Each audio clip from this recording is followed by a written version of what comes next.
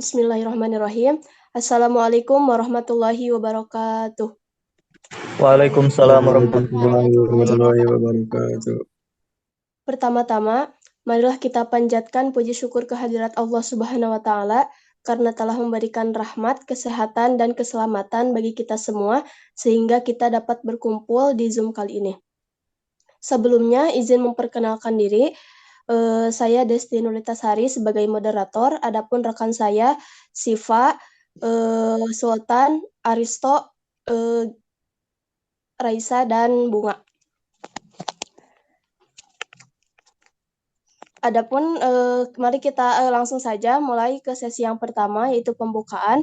Marilah kita membaca basmalah bersama-sama. Bismillahirrahmanirrahim. Bismillahirrahmanirrahim. Bismillahirrahmanirrahim. Selanjutnya ada penyampaian dan penyajian materi. Saya persilahkan kepada rekan saya membacakan materi yang pertama. Bismillahirrahmanirrahim. Assalamualaikum warahmatullahi wabarakatuh. Waalaikumsalam warahmatullahi Waalaikumsalam warahmatullahi wabarakatuh. wabarakatuh. Materi yang pertama yaitu kebiasaan internasional. Kebiasaan internasional merupakan sumber hukum yang tertua dalam statuta The International Court of Justice atau ICJ. Disebutkan tentang sumber-sumber hukum yang dapat dijadikan tuntunan bagi hakim dalam mengambil keputusan. Sementara itu, dari sudut pandang sejarah, yang paling utama adalah kebiasaan internasional. Selanjutnya, ada dua elemen yang harus ada dalam kebiasaan internasional untuk bisa dipakai sebagai sumber hukum internasional. Yang pertama yaitu praktek negara-negara. Unsur-unsur yang dilihat dalam praktek negara adalah seberapa lama hal itu sudah dilakukan secara terus-menerus atau duration dan berbagai pihak yang terlibat atau uniformity, serta kadar kebiasaan yang dimunculkan oleh tindakan tersebut atau generality. Yang kedua ada opinio jurisif necessitatis, yaitu pengakuan subjektif dari negara-negara yang melakukan kebiasaan internasional tertentu dan kehendak untuk mematuhi kebiasaan internasional tersebut sebagai sebuah hukum yang memberikan hak dan kewajiban bagi negara-negara tersebut. Nah, bukti keberadaan sebuah kebiasaan internasional ialah dapat kita lihat dari sumber-sumber dokumentasi yang dibuat oleh kebiasaan internasional putih sebagai bendera tanda untuk memberikan perlindungan kepada yang dikirim untuk mengadakan hubungan dengan pihak. Namun, tidak setiap kebiasaan internasional berhukum. Untuk dapat dikatakan bahwa kebiasaan internasional merupakan sumber hukum, perlu adanya atur, yakni yang pertama harus terdapat suatu kebiasaan yang bersifat umum yang merupakan kesopanan internasional. Contoh, kebiasaan memberikan sambutan kehormatan waktu kedatangan tamu resmi dari negara lain.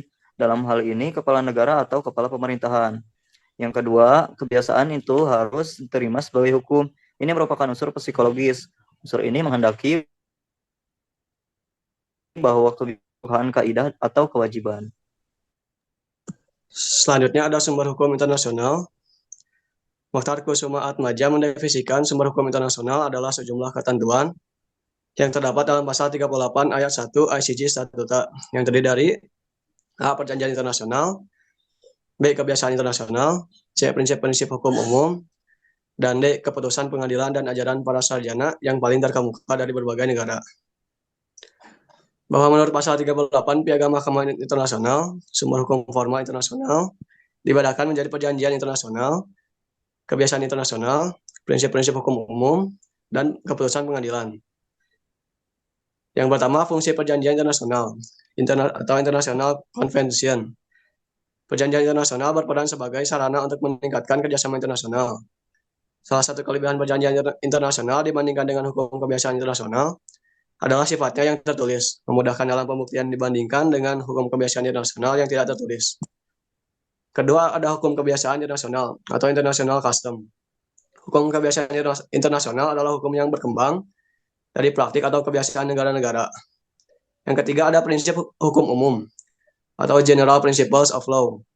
Beberapa prinsip hukum umum antara lain, yang pertama ada pacta sunt servanda, kedua ada good faith, ketiga res judicata, Yang terakhir ada nullum delictum nulla poena legionali. Dan yang terakhir, yang keempat, putusan mahkamah atau judicial decision.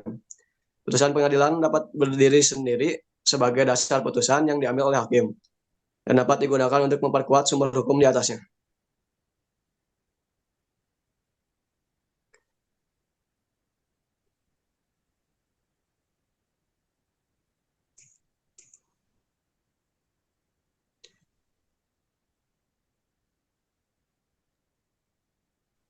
Baik, yang selanjutnya yaitu sesi penutupan.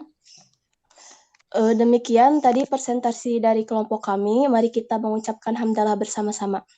Alhamdulillahirrabbilalamin. Alhamdulillahirrabbilalamin. Saya sebagai moderator mohon maaf atas kekurangannya dan terima kasih untuk perhatiannya. Wassalamualaikum warahmatullahi wabarakatuh. Waalaikumsalam warahmatullahi Waalaikumsalam warahmatullahi wabarakatuh.